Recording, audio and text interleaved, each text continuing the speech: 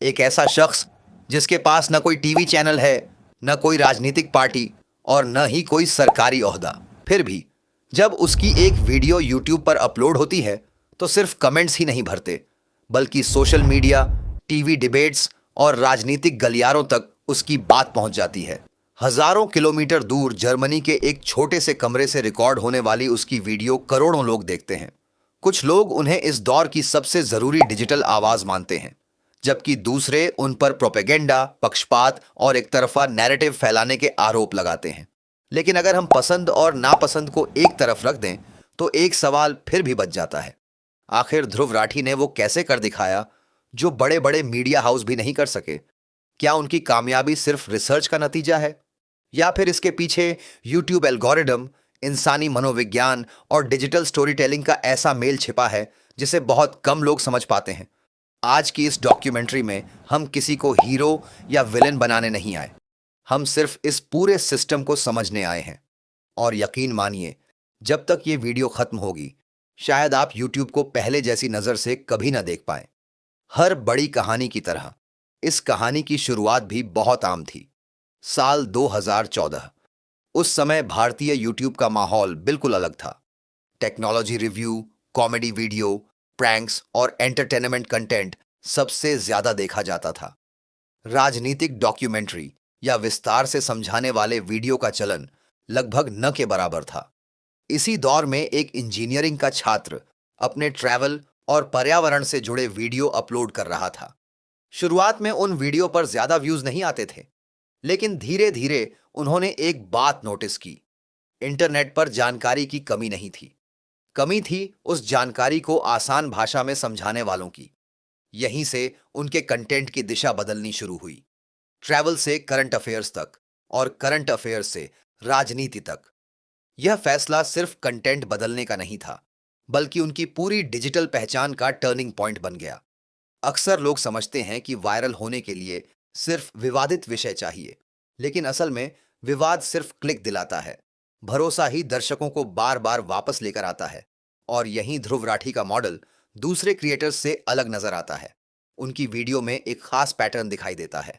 मुश्किल विषयों को आसान भाषा में एक एक कदम समझाना, ग्राफ्स, मैप्स, सरकारी दस्तावेज, न्यूज रिपोर्ट्स और एनिमेशन का इस्तेमाल करना, और यह सब एक शांत आवाज में पेश करना। यह तरीका देखने वाले को ऐसा महसूस कराता है जैसे वह किसी टीवी डिबेट का हिस्सा नहीं, बल्कि एक क्लासरूम में बैठकर किसी शिक्षक की बात सुन रहा हो। इसी वजह से बहुत से दर्शक उनकी वीडियो को सिर्फ मनोरंजन नहीं, बल्कि सीखने का एक जरिया भी मानने लगे। लेकिन यहीं से एक दूसरा सवाल भी पैदा होता है।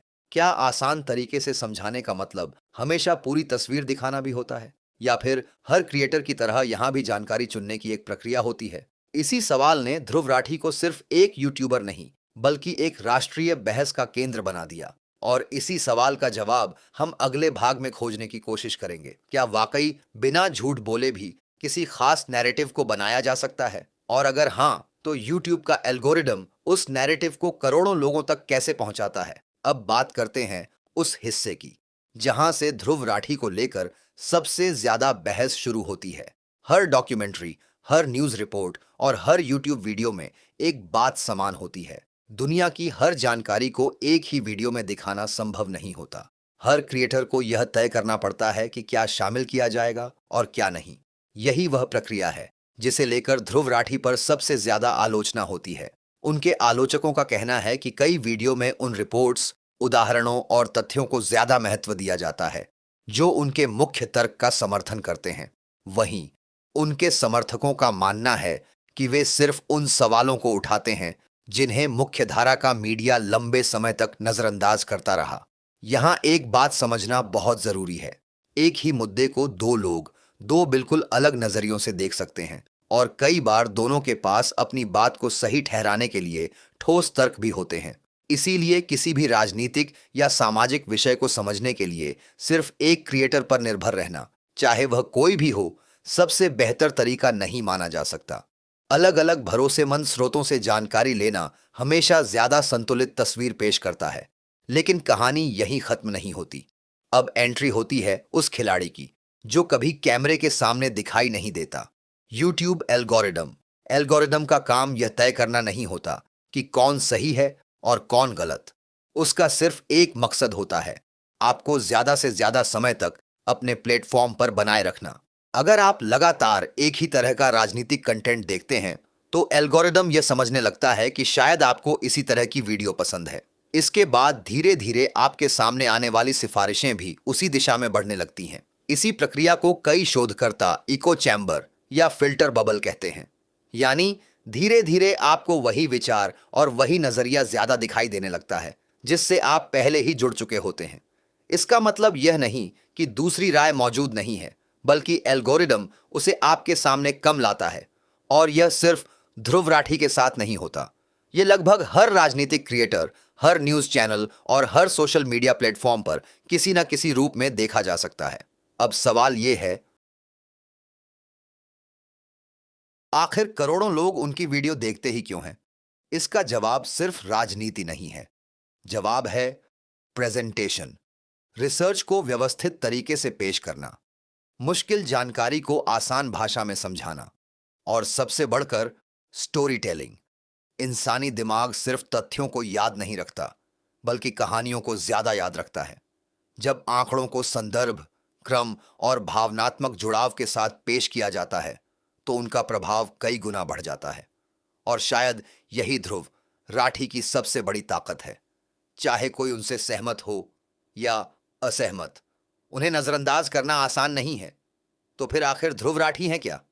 एक शिक्षक, एक इन्फ्लुएंसर, एक राजनीतिक टिप्पणीकार, या सिर्फ एक सफल यूट्यूबर? शायद इसका जवाब हर व्यक्ति के लिए अलग होगा।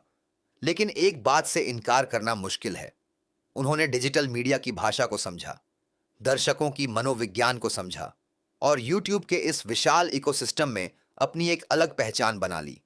लेकिन इस पूरी कहानी का सबसे महत्वपूर्ण किरदार न ध्रुव राठी हैं और न ही कोई राजनीतिक पार्टी, वो हैं हम। क्योंकि हर क्लिक, हर वॉच टाइम और हर शेयर एल्गोरिदम को यही सिखाता है कि अगला कंटेंट किसे दिखाना है। इसलिए अगली बार जब आप कोई राजनीतिक वीडियो देखें, चाहे वह ध्रुव राठी की हो या किसी और क्रिएटर की, तो खुद से एक सवाल जरूर पूछिए, क्या मैं सिर्फ एक ही नजरिया देख रहा हूं या पूरी तस्वीर समझने की कोशिश कर रहा हूं? शायद इसी एक सवाल का जवाब हमें सिर्फ एक बेहतर दर्शक ही नहीं, बल्कि एक ज्यादा जागरूक नागरिक भी बना